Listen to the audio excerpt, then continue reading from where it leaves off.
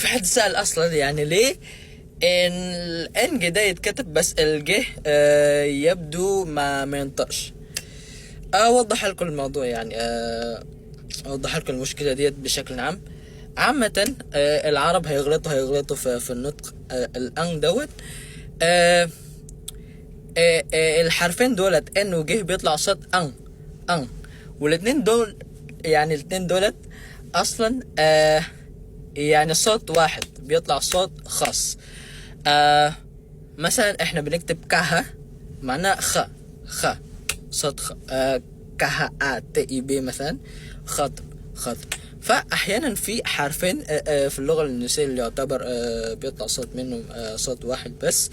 في المثال ده ان جه بيطلع صوت ان. ومن يوم ان انا ابدا ادرس معلش يعني لحد دلوقتي الوحيد اللي بينطق الان دوت صح لحد دلوقتي من طلابي انا فقط واحد، اللي هو الطفل المغربي الصغير عمره 14 سنة.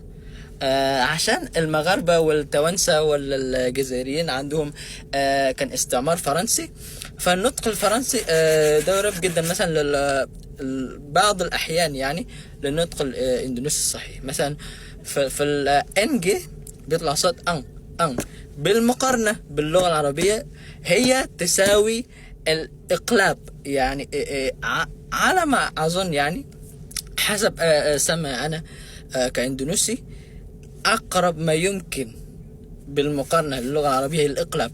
النون انتقال للقاف من قبلها الأن انتقال دوت خليها في الوسط، خليها في الحلق واستعمل في الكلمة.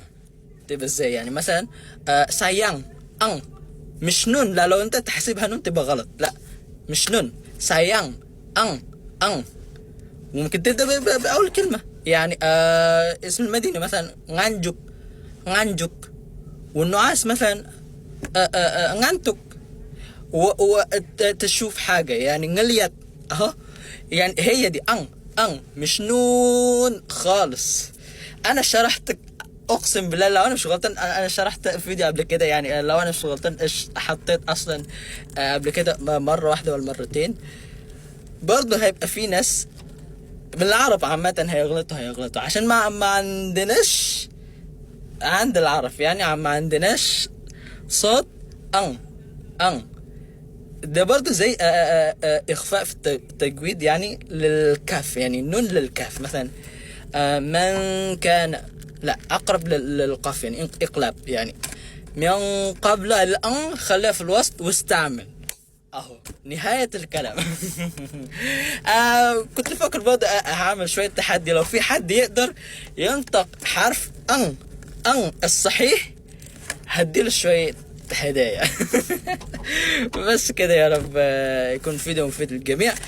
حاولوا يا ربي جربوا بقى الان سايان مش سايان. برضو اسم قبيلة انا Padang Mandailing مثلا ان ngeliat nganjuk ngantuk sayang gerbang يعني ممكن نبدأ كمان صوت الموتور بقى لما تعمل جس كده. احنا بنقولها جس يعني لما تتحرك بإيدك كده احنا بنقول بندرس صوتها يعني كده. وضحت الكلام. اقسم بالله.